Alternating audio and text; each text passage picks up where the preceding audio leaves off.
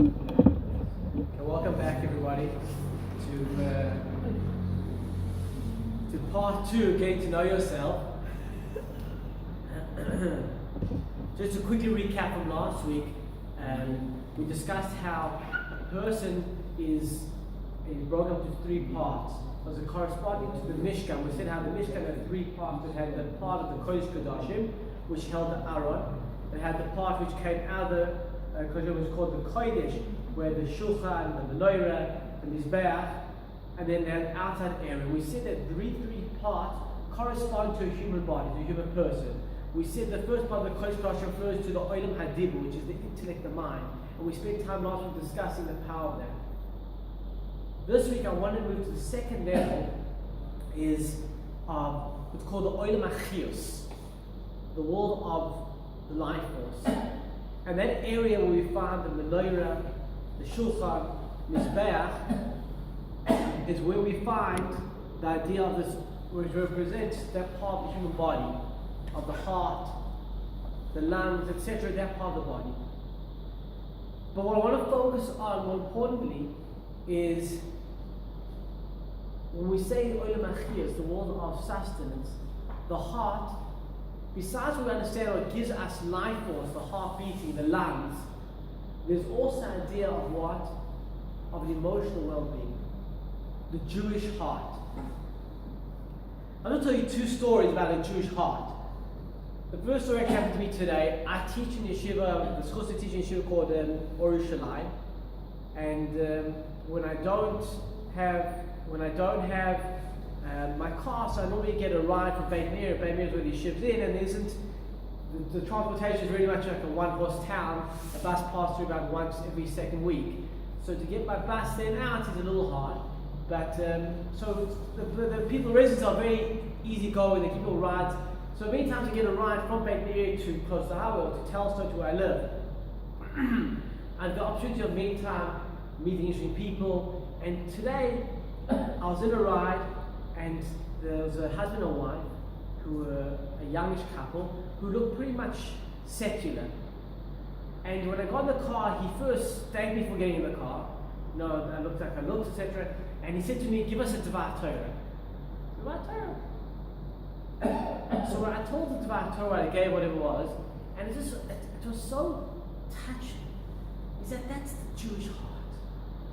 The Jewish heart is something which, however far, it's always connected. I want to do another Jewish heart.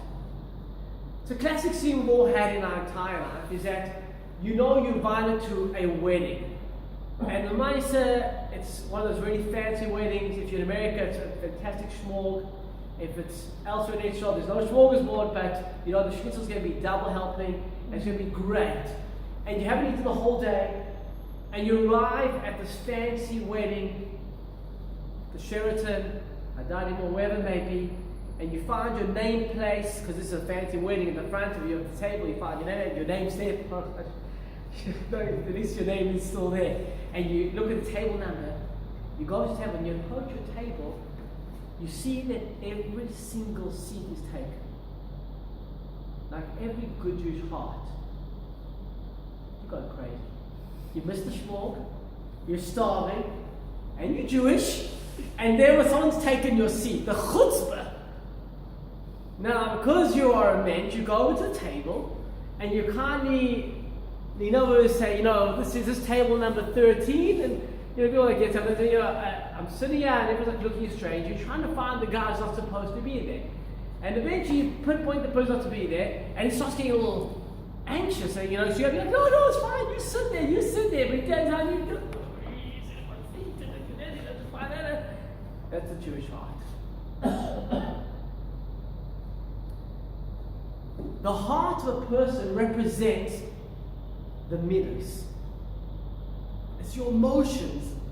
It's the midas of a person. Or what defines your character. The Orchos Tzadikim says that in life, we have 5 spies. In any action you do, our 5 senses spy out for our heart how we're going to relate to an event.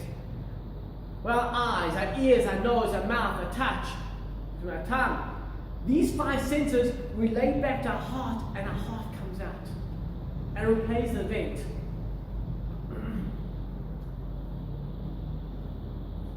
And it depends. How we'll relate. Will be over emotional, unemotional, angry, sad.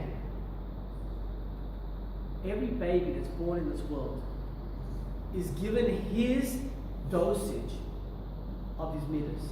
How much anger, how much love, how much hate, how much jealousy, how much everything, he has his measurement. Some people are just born like him. They're just born just tzaddikim. With an outright, but on the other hand, some guys are born with an outright just burst for anger or hatred. But the job in life is what? Is to balance it. It's like baking a cake. If you want to bake a cake, you have to have the right measurement of flour, the right measurement of sugar.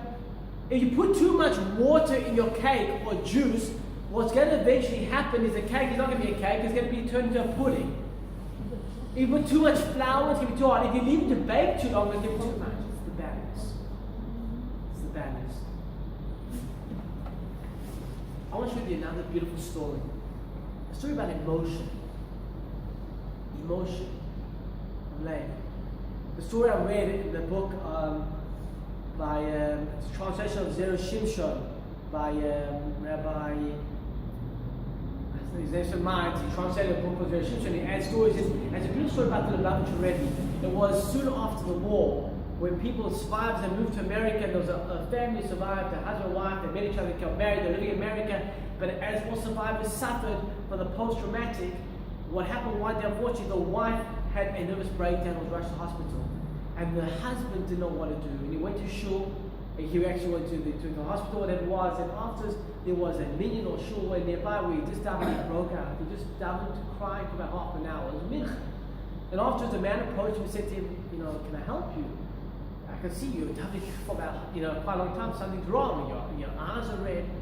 And he told him the story. He said, you know what? I recommend go to the Lubavitcher Rebbe. So the man felt he was a believing Jew, he was a from Jew. He said, if Hashem sent this man for me to go to the Rebbe, must be a reason. He did. He took the cab down. He went to the famous address at 770 Parkway, Crown Heights. And he goes to the Rebbe. In those days, the Rebbe wasn't so full of people coming to dollars all the time. So it wasn't such a long wait to get to the Rebbe. And he tells the Rebbe the story.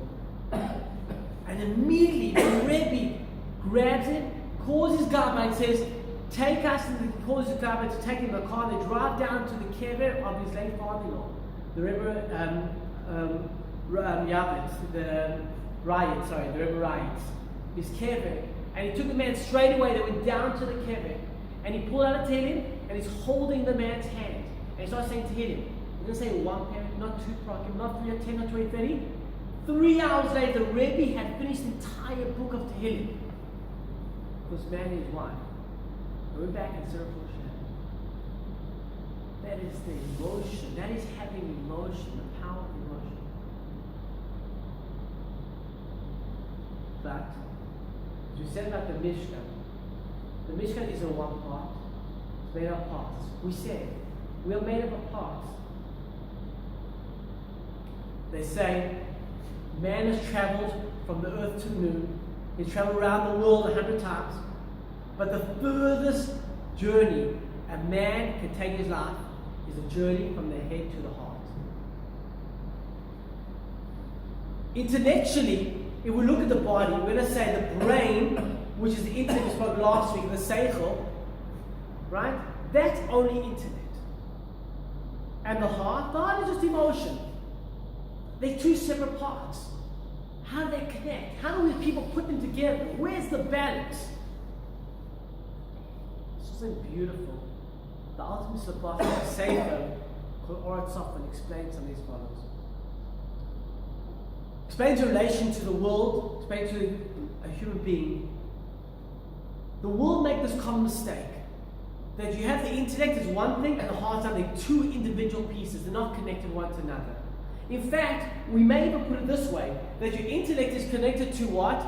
Having understanding emunah, bitachon, understanding Hashem, understanding the ways of the world. In fact, we call it all the mitzvahs between man and Hashem. And the heart? The heart is emotion. We can refer that to what? All the emotional things, the midas things. And we call that all the mitzvahs being Adam and Aaron. And we may go so far as say, you can have a person who has understanding of Hashem and a genius and a Torah scholar, but he doesn't have any midas. He's been on is awful. And you may say the opposite. A person may be a total nothing. Not no Torah, not understand, not know anything deep, but he has amazing midas. They're two different concepts. That's what may make a mistake in life, I think. But it's not true.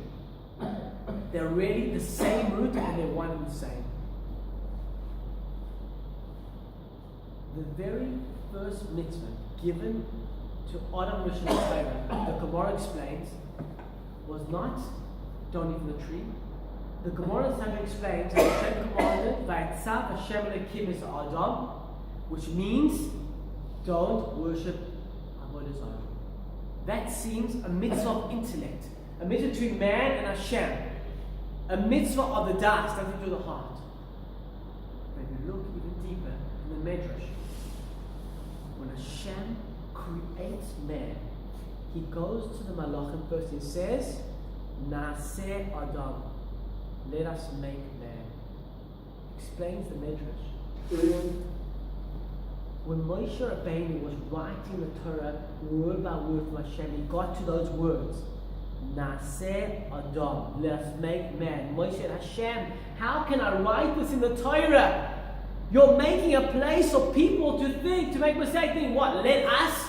How many gods are there? There's only one God. You're making a place for people to make errors. You're making places for apikrosim, for atheists to believe there's more than one God. Why write? Hashem said it's worth it for one reason. That man and people know that if you have someone great, you should ask permission from someone less than him. If he's doing something great, there's other people around, you should go to somebody else. You should ask other people. That's what's happening. This is the point of heart of midas. Hashem is not telling us just to ask the people. Hashem is teaching us to live, a man to live in life. You have to emulate me, says Hashem. I'm teaching you a bigger lesson here. I am teaching you, when it comes to living in life, you have to emulate me. Because you'll never understand who I am unless you try to emulate me. Just like I am merciful, so do you be merciful. Just like I'm compassionate, you should be compassionate. Just as I'm kind, you be kind. To have das and understanding Hashem, the only way is by emulating Hashem. The source is one and the same. For a person to have midas, yes, I have to understand Hashem. And to understand Hashem, you have to try to emulate Hashem.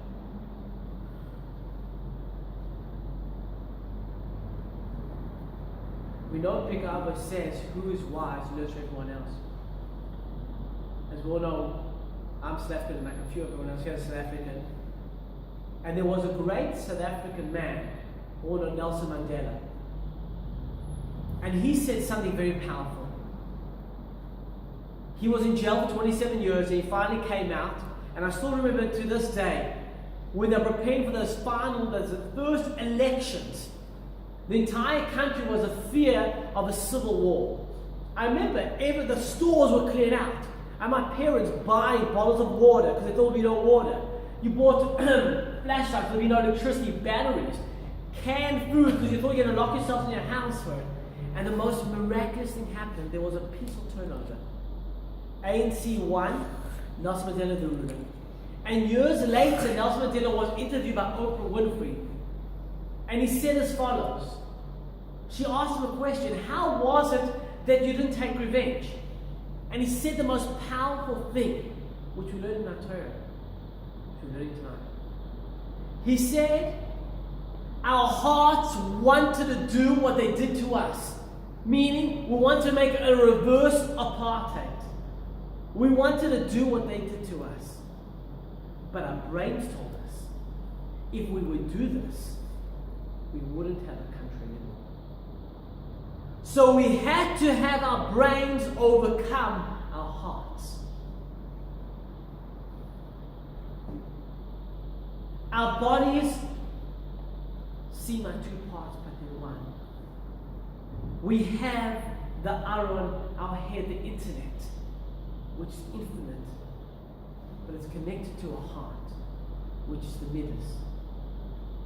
You want to grow, you want to understand more, you have to have both. We said last week, man is called Olam Katan, small world. Just like in a world you have to have the balance, so to man. So to man. But which one is the stronger balance we have to have? The Aron was in the Kodesh Kedoshim. The Menorah, the Shulchan Mizbeach was in the Kodesh. The head is the Kodesh Kedoshim. It is first, but you just need the Kodesh, the heart, to work together. The Aron is first. That is number one.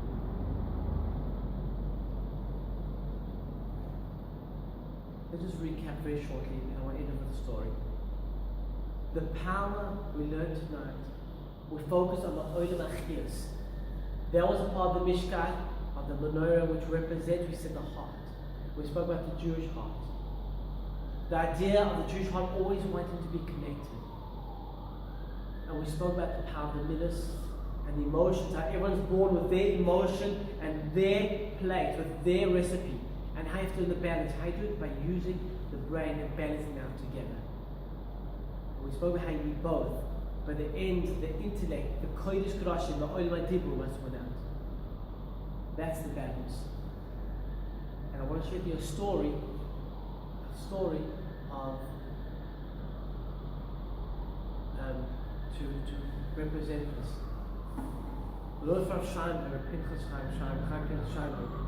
And the story is that once he was in America, and he was speaking to somebody as he got in the car, and the person finished and closed the door, and they drove off. And when they went around the block, drove a little way, Scheinberg turned to the driver and said, "Can you just stop for a second?" They stopped, and Scheinberg opened the door with his other hand, pulled his hand from inside the door. Without knowing, the person who closed the door actually closed the door on Scheinberg's hand. But he didn't scream, didn't shout. That is someone who has both the das and the midah. That is how we have to get to know ourselves, to put the two together. Thank you.